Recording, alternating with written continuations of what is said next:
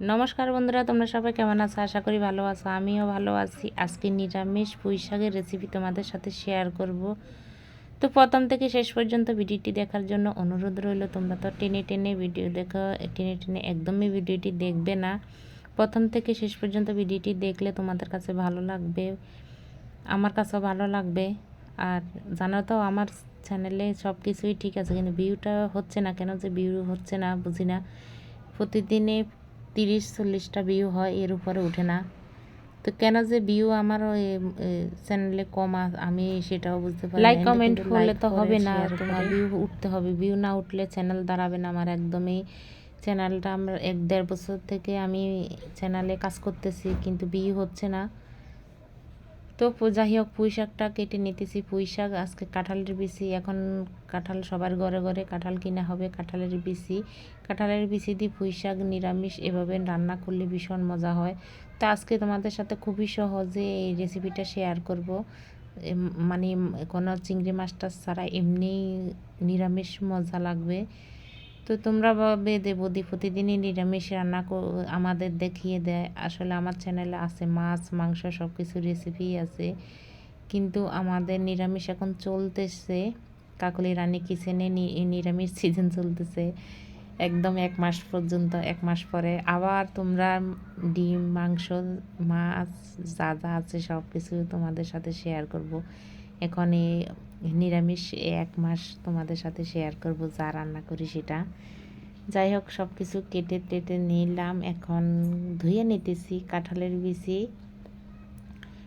বিচি কেটে নিলাম। কাঁঠালের বিচি কেটে এখন ধুয়ে নিতেছি। সব কিছুই আমি ধুয়ে নেব। তো এই পুঁই শাকে একদম পোকা টোকা ছিল না, খুব ফ্রেশ পুঁই শাকটা। একদম আগা আগা পুঁই শাকের আগা দিকটাই নিয়েছিলাম। তো পুঁই শাক অনেক দিনই রান্না হয় না, তো আজকে একদম কচি কচি পুঁই শাক দেখে আমি নিলাম। তো 2টা আলু কেটে নিলাম, 2টা আলুয়ে দিয়ে দিলাম। এবার আলু আর কাঁঠালের বিচি সব কিছু ধোয়া শেষ। শাকও ধুয়ে নিব। তো মাঝে দিয়ে আমি ভাত বসিয়ে দিলাম চুলার ভিতরে, ডাল বসিয়ে দিলাম। ডালও আমার এই যে ফুটে আসছে, ডালে কিন্তু কাঁচা লঙ্কা দিয়ে দিলাম, লবণও দেওয়া শেষ। তো এই সব কিছু রেডি করে নিলাম। কাঁঠালের বিচি, পুঁই শাক আর পেঁপে একটা নিলাম। পেঁপে ডাল দিয়ে রান্না করবো, একদম ছোলার ডাল বলে যে কি, সেটা ছোলার ডাল দিয়ে পেঁপে দিয়ে আজকে রান্না করবো একদম ঘন ঘন করে। তো এই পরিমাণ মতন এখানে জল দিয়ে দিলাম। জল দিয়ে আমি কাঁঠালের বিচি আলু আগে সিদ্ধ করে নেব। একদম অন্যরকমভাবে আমি তোমাদের সাথে এই রেসিপিটা শেয়ার করতেছি। আশা করি তোমাদের খুবই ভালো লাগবে। আর হ্যাঁ, খেতে কিন্তু ভীষণ মজা হয়েছে। তোমরা একবার রান্না করে খেয়ে দেখতে পারো, আসলে খুবই মজা। তো এখানে দিয়ে দিলাম পরিমাণ মতন লবণ হলুদ দিয়ে। এখন অনেকক্ষণ যতক্ষণ কাঁঠালের বিচি আলু খুব ভালোভাবে না সিদ্ধ হয় ততক্ষণ আমি রান্নাটা করব। তো এ ফাঁকে আমি মশলা বেটে নেব। জিরা নিলাম, আর একটু সামান্য আদা আর শুকনো লঙ্কা। তো এই মশলা আমি বেটে নেব। তো কাঁচা লঙ্কা দিয়ে দিলাম, আর একটু শুকনো লঙ্কা দেব, কারণ কালারটা খুবই সুন্দর আসবে। শুকনো লঙ্কা দিলে ওই ফ্লেভারটা ভালো আসে। তো এই আদা জিরা শুকনো লঙ্কা অল্প অল্প, সেজন্য একসঙ্গে বেটে নিলাম। তো বাটা শেষ, এখন আমি তুলে নেব। তো অনেকটাই মশলা হয়েছে, তারপর আমি অত সবগুলা দেব না, তাহলে অনেকটাই জাল হবে, খাওয়া যাবে না। তো এই আলু কাঁঠালের বিচি সব কিছু খুব ভালোভাবে সিদ্ধ হয়ে গেছে। এখন আমি পুঁই শাকটা দিয়ে দিলাম। তো পুঁই শাক এটাকে কে কী নামে ডাকে আমাকে অবশ্যই জানাবে। আমাদের নোয়াখালীর ভাষায় এটাকে বলে হলুদ শাক, আর এখানকার ঢাকার মানুষে বলে পুঁই শাক। আর ভুঁইয়ের ভিতরেও আছে পুঁই শাক, শুদ্ধ ভাষায় পুঁই শাকে বলে। আর কোন অঞ্চলে কী নামে ডাকে অবশ্যই আমাকে জানাবে। হ্যাঁ, ফোড়নে এখন দিয়ে দেব ডাল। পুঁই শাক এখনও হয়নি, পাশের চুলায় তুলে দিলাম। আর এই পাশে আমি ডাল ফুটে গেছে, পেঁপে ডালের সঙ্গে পেঁপে দিয়ে দিলাম, পেঁপেও সিদ্ধ হয়ে গেছে।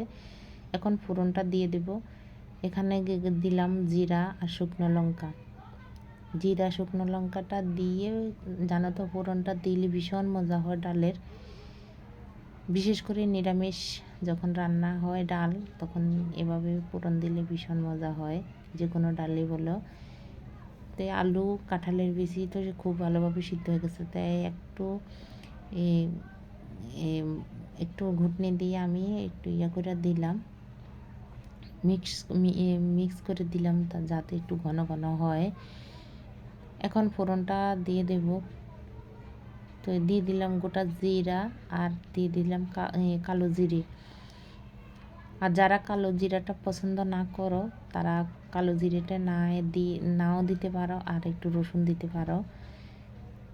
আমি রসুনটা না ব্যবহার করে এমনি রান্নাটা করবো আজকে। তো বাটা মশলা দিয়ে দিলাম, বাটা মশলা দিয়ে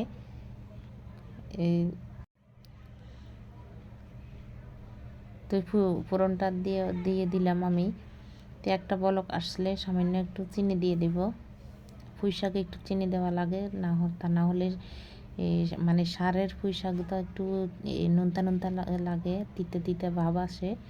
তো সেজন্য একটু চিনি যদি ব্যবহার করা হয়, এই তরকারি ভীষণ মজা হয়, আর কালারও খুব সুন্দর।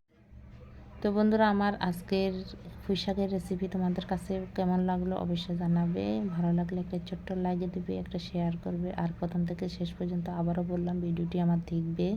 তোমাদের কাছে আমার একটাই অনুরোধ, আমার ভিডিওটি তোমরা লাইক দাও, শেয়ার করো, যেটাই করো, না করলেও সারবে তো, কিন্তু পুরো ভিডিওটা তোমরা একটু দেখবে। হ্যাঁ, আজকের মতন ভিডিও পর্যন্ত টাটা।